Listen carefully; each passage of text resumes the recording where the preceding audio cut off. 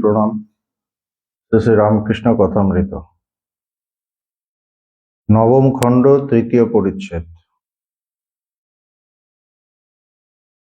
এখানে আমরা দেখছি যে ঠাকুরের কাছে দক্ষিণেশ্বরে শশধর পণ্ডিত এসছেন। উনি একজন বিশিষ্ট পণ্ডিত এবং তার সব ভক্তরা আছেন। সেখানে ঠাকুর কথা বলছেন এবং বেশ গভীর কথা হচ্ছিল।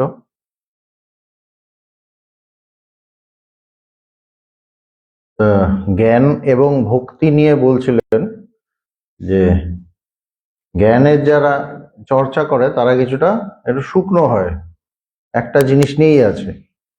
তো ঠাকুর বলছিলেন আমার সবকিছুতে আনন্দ, কিন্তু যারা বিজ্ঞানী, ভক্ত মানে যারা বিজ্ঞানী, মানে যারা সেই চরম জায়গায় পৌঁছেছে, তার কাছে সব সত্য।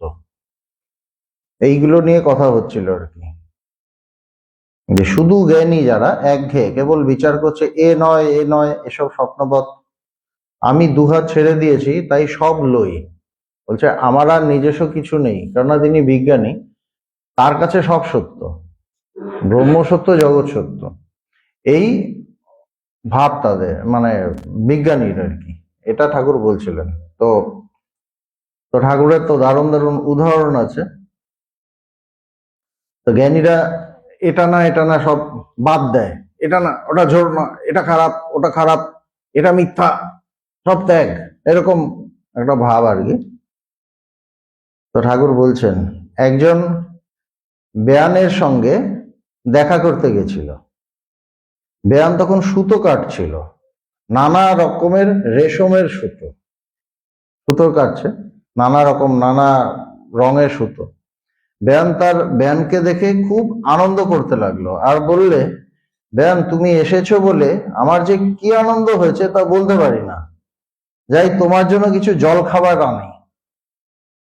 বলছে খুব আনন্দ পেয়েছে, বলছে আমার ভীষণ আনন্দ হয়েছে, তো ঘরে অতিথি এসছে তো খাবার টাবার দেবে, বলছে আমি একটু জল খাবার নিয়ে আসছি, তুমি বসো। এদিকে নানা রঙের রেশমের সুতো দেখে বেয়ানের লোভ হয়েছে, যে এসছে আর কি তার লোভ হয়েছে, নানা রকমের সুতো টুতো আছে, লোভ হয়েছে। সে একতারা সুতো বগলে করে লুকিয়ে ফেললে, বগলের নিচে। বেয়ান জল খাবার নিয়ে এলো আর অতি উৎসাহের সহিত জল খাওয়াতে লাগলো, তাকে খেতে খেতে দিয়েছে, সব খেতে দিয়েছে। ও তো বগলের নিচে লুকিয়ে আছে, একটা লুকিয়ে রেখেছে। কিন্তু সুতোর দিকে দৃষ্টিপাত করে বুঝতে পারলে যে একতারা সুতো বেয়ান সরিয়েছেন। তখন সে সুতোটা আদায় করবার একটা ফন্দি ঠাওরালে। তখন হচ্ছে কি করা যায়, ডাইরেক্ট চার্জ করা তো বাজে ব্যাপার হয় না। ঠাকুরের কথা, সে বলছে বেয়ান অনেকদিন পর তোমার সহিত সাক্ষাৎ হলো, আজ ভারী আনন্দের দিন, আমার ভারী ইচ্ছে করছে যে দুজনে নৃত্য করি।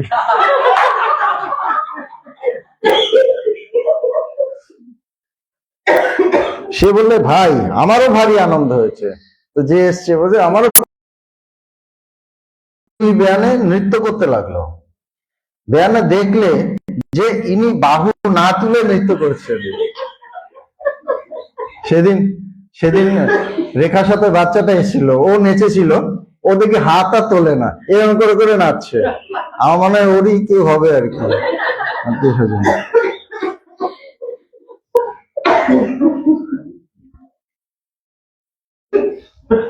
বেয়ান দেখলে ইনি বাহু না তুলে নৃত্য করছে, তখন তিনি বললেন এসো বেয়ান, দুহাত তুলে আমরা নাচি,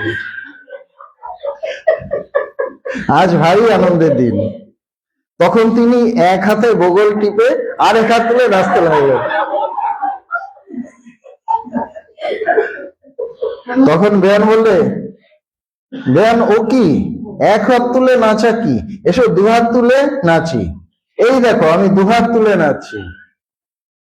কিন্তু তিনি বগল টিপে হেসে হেসে এক হাত তুলেই নাচতে লাগলেন আর বললেন যে যেমন জানে বেয়ান, মানে আমি এক হাত তুলেই নাচতে পারি, আমি দুহাত তুলে পারি না।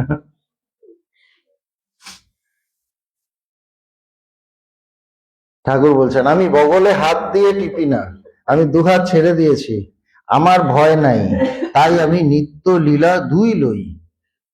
বলছে আমার কোনো ভয় নেই, আমি দুটোই নেই। আমার কাছে লীলাতে ভয় না, যে জগৎ দেখলাম তাতে আমি ভয় পেয়ে গেলাম, ওরে বাবা আমার ব্রহ্মের কি হবে, এটা নেই। তিনি সবসময় সমাধিস্থ। যারা বিজ্ঞানী বলছেন, যারা মানে সহজ সমাধি এই অবস্থা, ভগবান বলতেন তিনি সমস্ত অবস্থায় সমাধিস্থ। জগৎ ব্যবহার যখন করছেন না, যখন সমাধিস্থ আছেন তখন তো সমাধিস্থই, একাকার হয়েই আছেন, কিন্তু যখন জগৎ ব্যবহার করছেন তখনও তিনি সমাধিস্থ,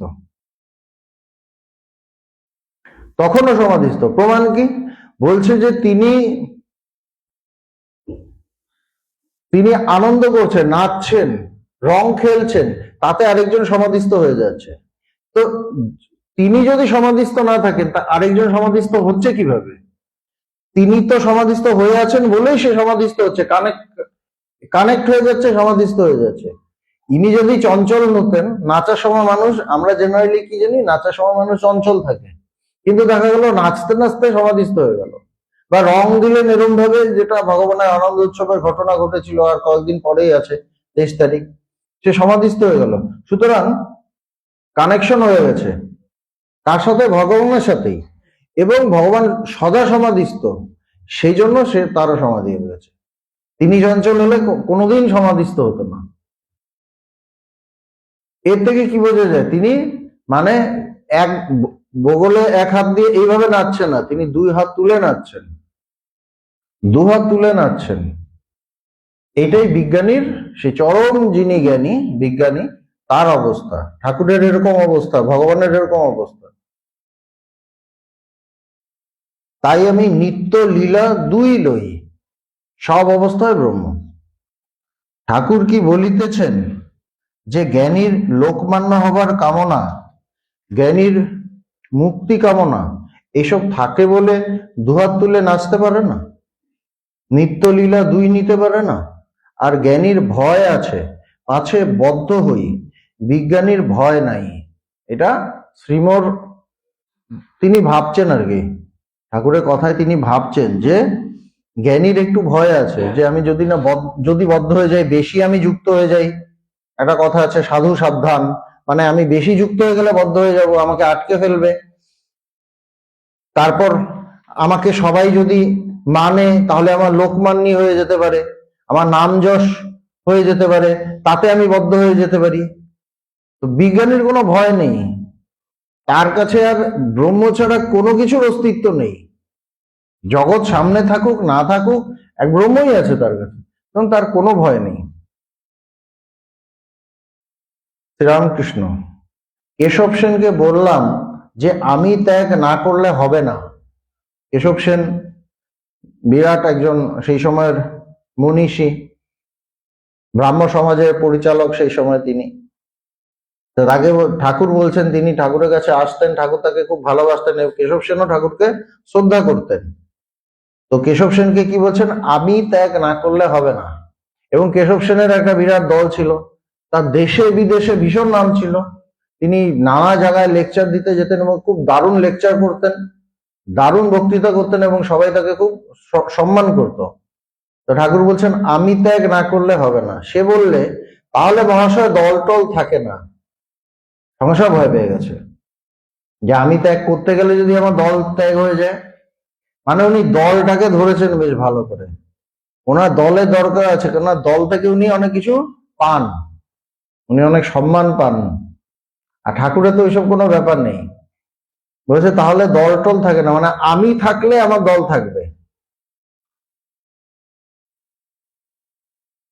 তখন আমি বললাম কাঁচা আমি বজ্জাত আমি ত্যাগ করতে বলেছি। বলছে আমি ত্যাগ করতে বলেছি মানেটা কি? কাঁচা আমি, যেটা অজ্ঞানী, অজ্ঞান আমি, সেটা ত্যাগ করতে বলেছি। যে আমি ভুলভাল কাজ করে, বজ্জাত আমি, বলছে সেটা ত্যাগ করতে বলেছি। কিন্তু পাকা আমি, বালকের আমি, ঈশ্বরের দাস আমি, বিদ্যার আমি, এতে দোষ নেই। পাকা আমি, যে আমি স্বয়ং ব্রহ্ম, ব্রহ্ম তো আমি, তো অহং, ওটা তো একটা অহং, অখণ্ড, যে অহং, যে আমি অখণ্ড, যেখানে এক আছে দুই নেই। বলছে এই আমিতে যদি আমি পৌঁছাই, এটা তো কোনো দোষ নেই। পাকা আমি, বালকের আমি, বা সেখানে পৌঁছালে মানুষের কি হয়, যে ওই জ্ঞানে পৌঁছায় সে বালকবৎ হয়ে যায়, বাচ্চাদের মতো হয়ে যায়, বড়দের মতো থাকে না। বড়দের ভেতরে অনেক মানে কামনা বাসনা, এই চাই ওই চাই, অনেক কিছু থাকে, অনেক জটিলতা থাকে। বাচ্চাদের তো সেসব নেই। তো মহাপুরুষরা বাচ্চাদের মতো হয়ে যান তাকে জেনে। তো বলছে বালকের আমি, তারও তো একটা আমি থাকে, ছোট্ট আমি। বলছে তাতে কোনো দোষ নেই। ঈশ্বরের দাস আমি, বা যে ভক্ত হয়ে গেল, তাকে জেনে ঈশ্বরকে অনুভব করে ঈশ্বরের ভক্ত হলো, সে তো মানে সে তো দাস আমি, সে ঈশ্বরের যন্ত্রস্বরূপ হয়ে যায়, ঈশ্বরের দাস হয়ে যায়।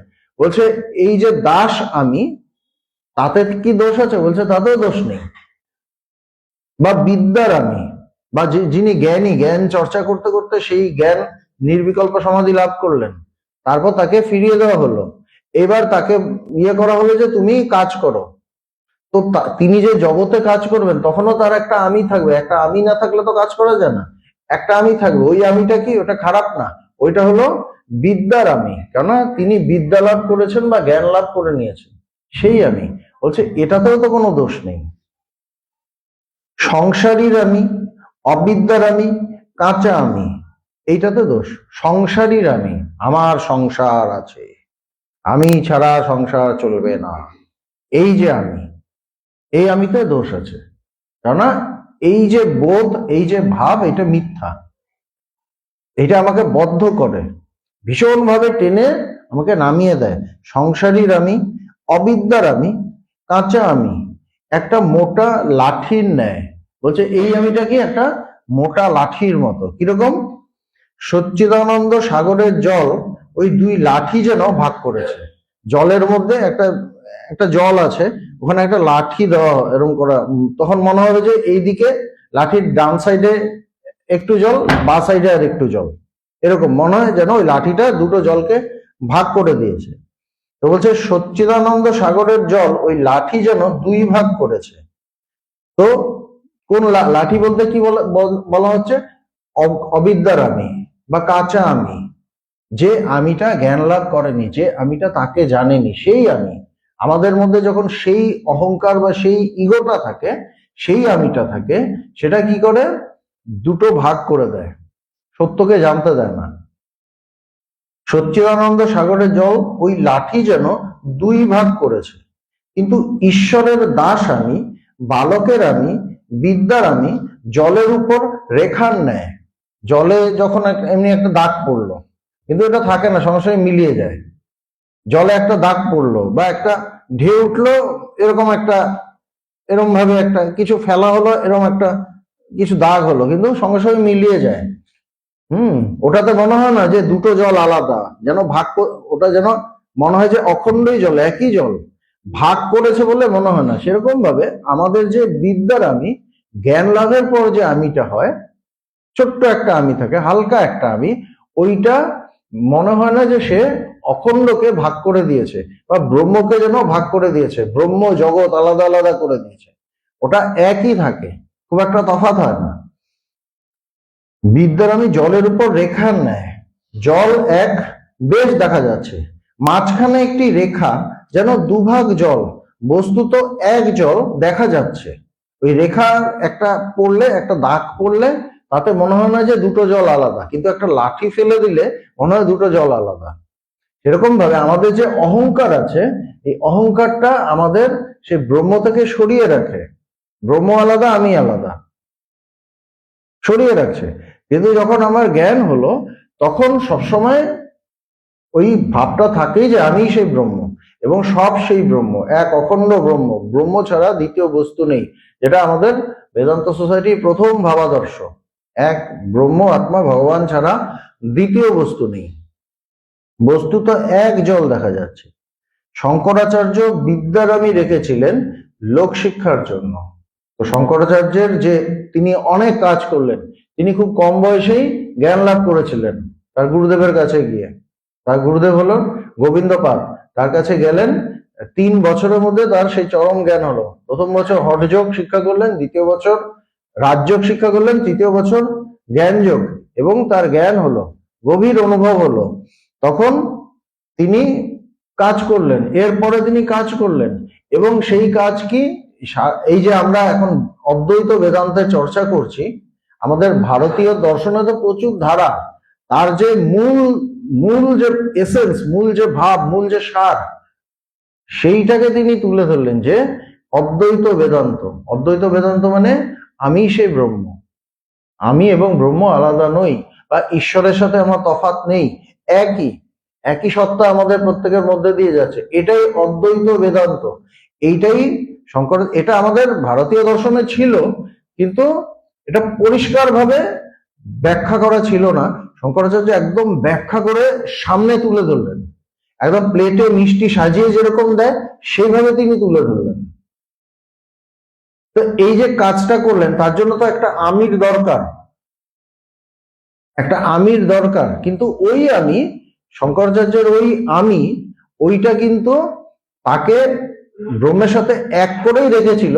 ওই আমি কিন্তু তাকে ব্রহ্ম থেকে আলাদা করে দেয়নি। এটা কখনো তার মনে হয়নি আমি আলাদা ব্রহ্ম আলাদা, এইটা মনে হয়নি। কেন, ওই আমিটা ওই হালকা রেখার মতো ছিল, জলের উপর দাগ, যেটা জলটাকে খন্ড খন্ড করছে না, সেরকম ছিল। ব্রহ্মজ্ঞান লাভের পরেও অনেকের ভিতর তিনি বিদ্যার আমি, ভক্তের আমি রেখে দেন। দেখুন, আগের কথা এবং পরের কথা একটু তফাৎ আছে। আগের কথায় কি বলেছেন, যে শঙ্করাচার্য বিদ্যার আমি রেখেছিলেন লোকশিক্ষার জন্য। এরপরেই কিন্তু কথাটা আরেকটু ঠিক করে নিয়েছেন। কি বললেন, ব্রহ্মজ্ঞান লাভের পরও অনেকের ভিতর তিনি বিদ্যার আমি, ভক্তের আমি রেখে দেন, মানে তিনি রেখে দেন, আমি রাখি না। যে যার নির্বিকল্প সমাধি হলো, সে নিজে রাখে না, সে নিজে রাখলে তার সমাধি হবে না। আমি যদি নিজের আমি রেখে দিই, তাহলে আমার সমাধি হবে না, তাহলে আমার নির্বিকল্প সমাধি হবে না। তিনি রাখেন কেন, যে ওখানে গিয়ে একাকার হয়ে গেল, তিনি ফিরিয়ে দেন কাউকে কাউকে, বিশেষ কাউকে, যাকে ব্রহ্মবিজ্ঞানী বলা হয় বা ঈশ্বরকোটি বলা হয়। তিনি ফিরিয়ে দেন, এবং তিনি তাকে একটু হালকা তার একটা আমি দিয়ে রাখেন, যে এটা দিয়ে তুমি কাজ করো, জগতের কাজ করো, তিনি একটু দিয়ে রাখেন। সেটা আমি নিজে বা যে সাধক নিজে যাচ্ছে সে রাখতে পারে না, সেটা তিনি রেখে দেন।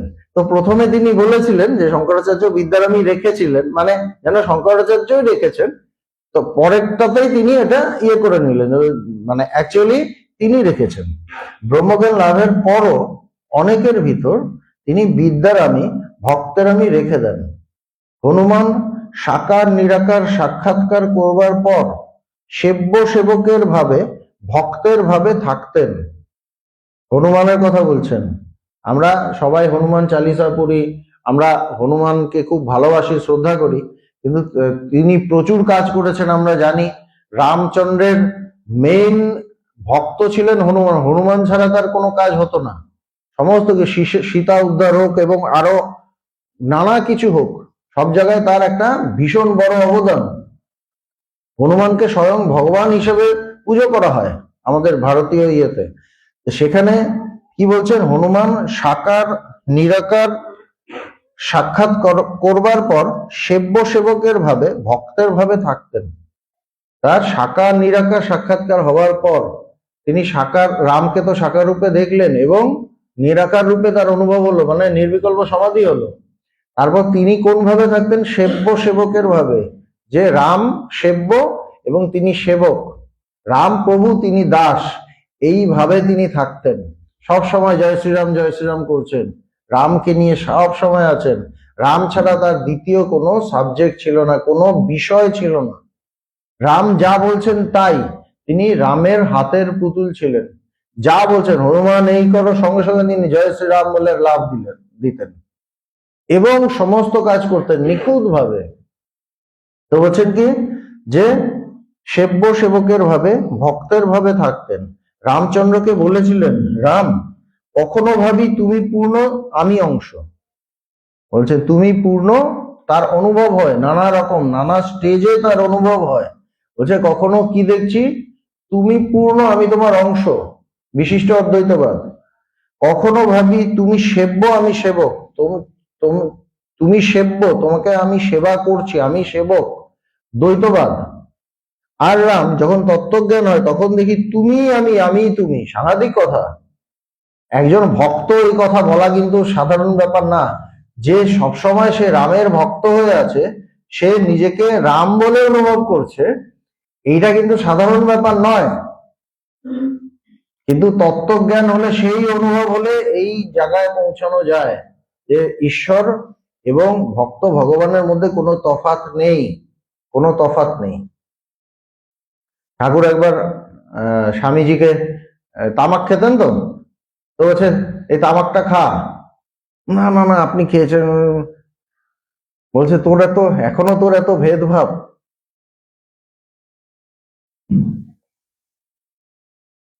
যখন তত্ত্বজ্ঞান হয় তখন দেখি তুমি আমি, আমি তুমি, সাংঘাতিক কথা।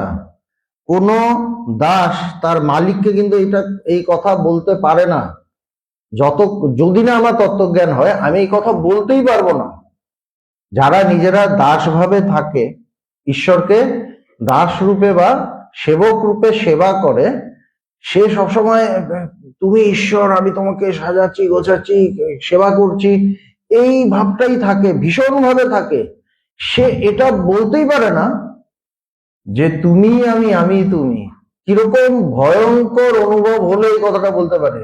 তার সমস্ত সংস্কার, সমস্ত কিছু ছিন্ন বিচ্ছিন্ন হয়ে যায় ওখানে গিয়ে, যখন এই অনুভবটা হয় তুমি আমি, আমি তুমি। এটা বলা যায়? অত সোজা না। এটা বলার জন্য সেই চরম অনুভব চাই, নাহলে বলতেই পারবে না।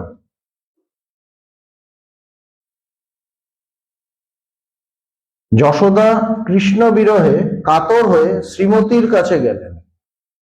তো কৃষ্ণ তো চলে গেছেন মা যশোদার কোল ছেড়ে, ওনার অনেক কাজ আছে জগতে, পড়ে থাকলে তো হবে না। বৃন্দাবনে যশোদার কাছে মায়ের কোলে থাকলে তো হবে না। সারা জগতের উদ্ধারের জন্য তিনি এসেছিলেন, তো চলে গেছেন কিছুদিন পরেই। তো তার মানে পারছেন না, এত বিরহ হয়েছে, এমন কষ্ট হয়েছে কৃষ্ণকে ছেড়ে, যে সবসময় কোলে কোলে থাকতো, তাকে বকছেন, তাকে আদর করছেন, তাকে ননি খাওয়াচ্ছেন, তাকে ভালোবাসছেন। কৃষ্ণ ছাড়া তো তার জীবনে কিছু ছিল না। তো আর পারছে না, কাতর হয়ে গেছেন। তখন শ্রীমতীর কাছে গেছেন, মানে রাধার কাছে গেছেন। তার কষ্ট দেখে শ্রীমতী তাকে স্বরূপে দেখা দিলেন। রাধা দেখছে যে মানে তো সাংঘাতিক অবস্থা, তো মানে দেহ চলে যাবে এত বিরহ থাকলে। তখন তাকে স্বরূপে দেখা দিলেন। রাধা তখন তার স্বরূপকে নিজেকে চিনেছেন, এবং তিনি তাকে দেখা দিলেন আসল স্বরূপে, যে স্বরূপে তিনি মানে ওই সাধারণ একটা মানুষের বেশে তখন না, একদম স্বয়ং সেই বেশে। এবং কি বললেন? দেখা দিলেন আর বললেন, কৃষ্ণ চিদাত্মা আর আমি চিৎ শক্তি। বলছে কৃষ্ণ স্বয়ং ব্রহ্ম, সচ্চিদানন্দ, আমি চিৎ শক্তি, আমি তার শক্তি। মা তুমি আমার কাছে বর লও। বলছে তুমি আমার কাছে একটা বর চাও। যশোদা বললেন, মা আমার ব্রহ্মজ্ঞান চাই না, কেবল এই বর দাও যেন ধ্যানে গোপালের রূপ সর্বদা দর্শন হয়, আর কৃষ্ণ ভক্ত সঙ্গ যেন সর্বদা হয়, আর ভক্তদের যেন আমি সেবা করতে পারি, আর তার নাম গুণ কীর্তন যেন আমি সর্বদা করতে পারি। মানে অতটা তিনি পারছেন না। ওই অবস্থা, মানে ওটা ওটা একটা সংস্কারের ব্যাপার। তো যাকে একদম কোলে নিয়ে সবসময় ছিলেন, তাকে সে পরম ব্রহ্ম সচ্চিদানন্দ ভাবা তো একটু কঠিন। তো বলছেন কি যে আমার ব্রহ্মজ্ঞান চাই না। বলছে অতটা দরকার নেই, কেবল এই বর দাও যেন ধ্যানে গোপালের রূপ সর্বদা দর্শন, সবসময় আমি যখন ধ্যান করি আমি যেন তাকে পাই, তার অনুভব হয়, মানে তাকে আমি যেন দেখতে পাই। আর যেন কৃষ্ণ ভক্ত সঙ্গ যেন সর্বদা হয়, এবং কৃষ্ণের যে ভক্ত তার সঙ্গ যেন আমার হয়, কেন তাহলে কৃষ্ণের কথা হবে, সেখানেই আমার ভেতরের এই যে কষ্ট, এটা কিছুটা দূর হবে। যখন কৃষ্ণের কথা বলবো গোপালের কথা বলবো তখনই আমার একটু কষ্ট দূর হবে, আর যেন ভক্তদের আমি সেবা করতে পারি, আর যারা কৃষ্ণ ভক্ত তাদের যেন সেবা করতে পারি, আর তার নাম গুণ কীর্তন যেন আমি সর্বদা করতে পারি। বলছে ব্রহ্মজ্ঞানের দরকার নেই, ওখানে একাকার হয়ে যাব, কিছু দেখবো টেকবো না, দরকার নেই বাবা, ওটা সবাই নিতে পারে না, হনুমান অন্য। গোপীদের ইচ্ছা হয়েছিল ভগবানের ঈশ্বরীয় রূপ দর্শন করে, এটা ভক্তদের ব্যাপার বলছেন। ভক্তদের কি হয়, তারা একদম চরম ওইটা বলছে না যে চিনি হতে চাই না, চিনি খেতে ভালোবাসি। তো গোপীদের ইচ্ছা হয়েছিল ভগবানের ঈশ্বরীয় রূপ দর্শন করে, মানে অনেক শুনেছে সবাই, তাকে সব জ্ঞানী বিজ্ঞানীরা এসে বলছে যে আরে কৃষ্ণ স্বয়ং পূর্ণ ব্রহ্ম, তোমরা কি একটা ইয়ং ছেলে ভাবো যে তার সাথে নাচবো টাচবো, এইটুকুই ভাবছো। তো তাদের একবার কোনোরকম সবার কথায় অতিষ্ঠ হয়ে তাদের ভেতরে একটু ইচ্ছে হয়েছিল ঈশ্বরীয় রূপ দর্শন করে। কৃষ্ণ তাদের যমুনায় ডুব দিতে বললেন। ডুব দেওয়া যা অমনি বৈকুণ্ঠে সবাই উপস্থিত। তো বৃন্দাবনের ওই পিকচারটা চলে গিয়ে, ওটাও চরম না, তারা দেখছে যে সবাই বৈকুণ্ঠে চলে গেছে ডুব দিয়ে। ভগবানের সেই ষড়ৈশ্বর্যপূর্ণ রূপ দর্শন হলো, একদম নারায়ণ রূপে বসে আছেন, একদম সব চারদিকে এসে ঋষি মুনি যা হয় বৈকুণ্ঠে যেরকম থাকে, আমি তো জানি না, কেউ যদি জানে যাই না। সেই ষড়ৈশ্বর্য রূপ দর্শন হলো, ভগবানের সেই ষড়ৈশ্বর্যপূর্ণ রূপ দর্শন হলো, কিন্তু ভালো লাগলো না, তাদের ইয়েটা অন্যরকম, তো বলছে ভাল লাগেনি। তখন কৃষ্ণকে তারা বললে আমাদের গোপালকে দর্শন, গোপালের সেবা এই যেন থাকে, আর আমরা কিছুই চাই না, আর কিছুই চাই না, আমার যেন ওইটাই থাকে। রেখা খুব খুশি হচ্ছে।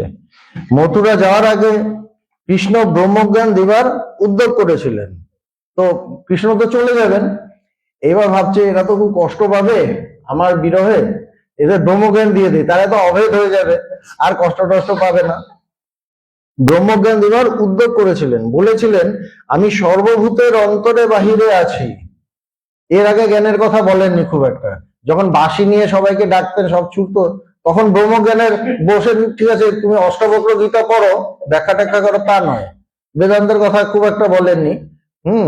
কিন্তু যখন চলে যাচ্ছে তখন বলছে রিস্ক আছে, এরাও না হাজির হয়, তারপর আমি যে কাজগুলো করবো ওখানে হ্যাম্পার করবে এরা। হ্যাঁ, ওখানে গিয়ে আমি যুদ্ধ করতে যাব, তখন গিয়ে সব গোপীগুলো চলে গেল, তখন তো বিপদ, ওদিকে তীর আসবে, ইয়ে আসবে, এর থেকে ব্রহ্মজ্ঞানটা দিয়ে দিই, তুমিও শান্তিতে থাকো আমিও শান্তিতে থাকবো। তো বলছে যে বলেছিলেন আমি সর্বভূতের অন্তরে বাহিরে আছি, তোমরা কি একটি রূপ কেবল দেখছো, তোমরা একটা রূপ নিয়ে পড়ে আছো, আমি সর্বভূতে আছি।